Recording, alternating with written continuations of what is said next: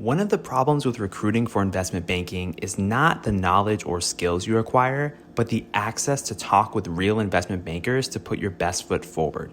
Our sponsor, WSO Academy, can provide those connections with 60 head mentors who are finance professionals at top firms like Goldman, Centerview, and JP Morgan. Imagine being able to get on the phone within 24 hours with one of the Academy's 1,300 mentors right before a critical interview. Get on the waitlist for WSO Academy today by clicking the link in the show notes or by visiting wallstreetoasis.com/academy.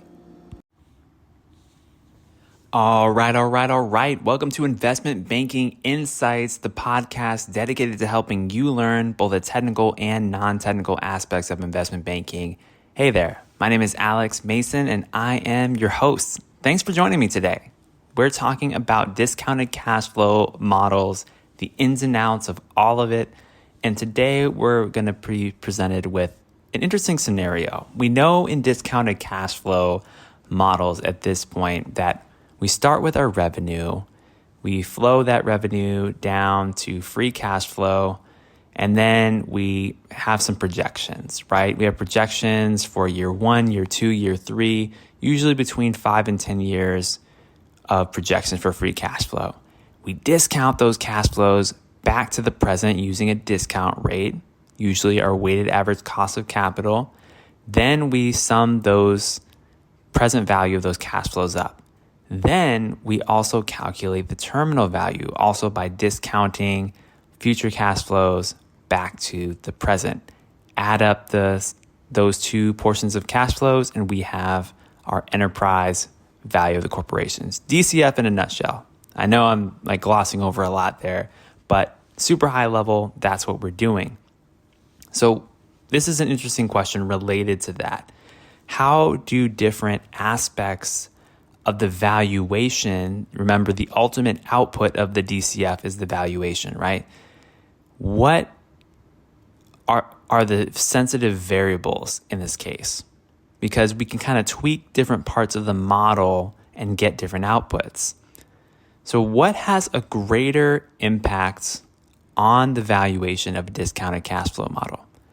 A 10% change in revenue or a 1% change in the discount rate? Is it going to be a 10% change in revenue or a 1% change in the discount rate? Now, let's think about this for a moment. Both are definitely going to have an impact, right? But the answer is it depends, right? It depends what's going to have more of an impact. Now, if revenue changes, it's definitely going to affect your free cash flow, right? We know that revenue works its way down to free cash flow. And then if the discount rate changes, it's going to change the present value of those free cash flows, depending on what that rate is. So both are definitely going to have an impact, but what's going to have more of an impact? Do you think it's going to be a 10% change in revenue or 1% change in the discount rate? In general, here's the answer. It's a 10% change in revenue that's going to have more of an impact than a 1% change in the discount rate. Now, why is this? This is because revenue changes affect every year of free cash flows all the way into the future, including the terminal value. So if you think about your free cash flow and your revenue, you're projecting revenue for year 1, year 2, year 3, year 4, year 5, etc. Let's say that revenue increased 10% in each of those years. Well, that's going to have a substantial impact on the ultimate free cash flow for each of those years.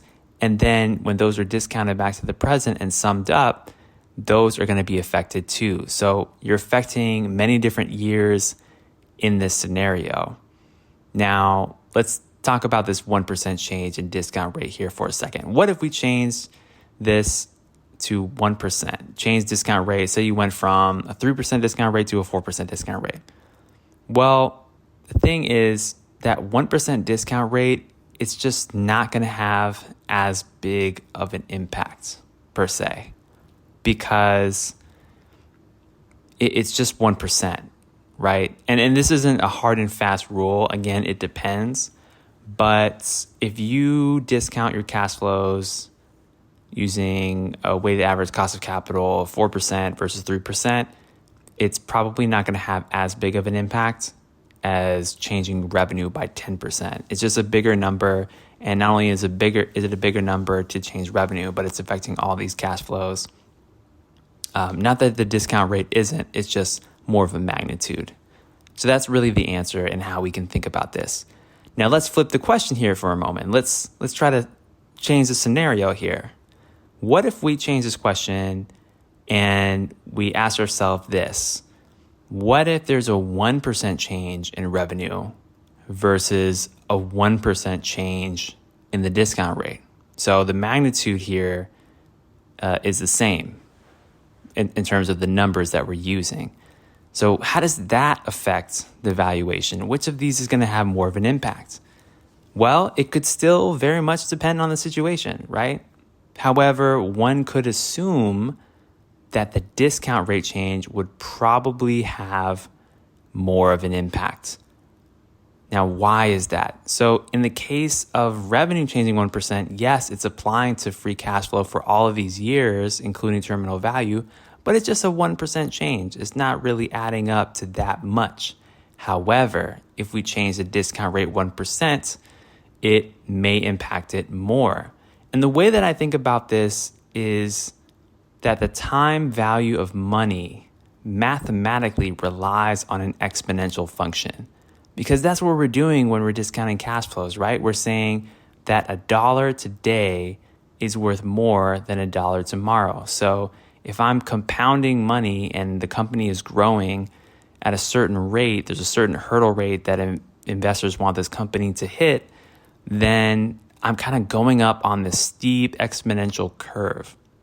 And so because we have this compounding happening mathematically, that 1% change, it might actually have an impact. It's not like this linear change like it is if you add 1% to revenue for year one, add 1% to revenue for year two.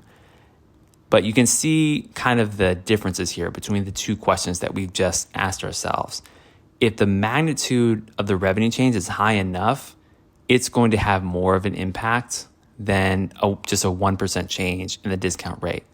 So we're kind of looking at these two concepts. We're changing both the magnitude here for revenue as well as for discount rate, but we're also looking at just the nature of what these things do in the model. Revenue changes will flow down to free cash flow for all the years that there's free cash flow in our projections. And then our discount rate, it's affecting kind of this exponential function of the time value of money. We're discounting money back to the present. So that's how that's being affected. And all in all, it kind of comes back to this classic answer, right? It depends. It depends. It depends on what numbers we're using and the specific details. But in general, a 10% change in revenue is going to have a bigger impact on the final valuation than a 1% change in the discount rate. And also, in general, a 1% change in the discount rate is going to have more of an effect on the valuation in the DCF model than a 1% change in revenue. Okay, that's what I got for you today here on Investment Banking Insights. Thank you so much for joining me. Again, this is Alex here. I'm just always so thrilled when you're listening, when you're rating the show, when you come back for more. And that just lets me know that, hey, I'm not on this journey alone. I'm studying with some other people. I'm learning all these awesome concepts related to investment banking. And I appreciate you. I appreciate you listening. Next episode, we're going to talk about WAC again. We're going to talk about WAC again. I know you're probably like, how does he have all these questions related to WAC? Well, there's a lot of different nuances for weighted average cost of capital. So I'm glad we're digging into it because it's helping us become smarter and better. So join me next time for that episode. Until then, I'll see you next time.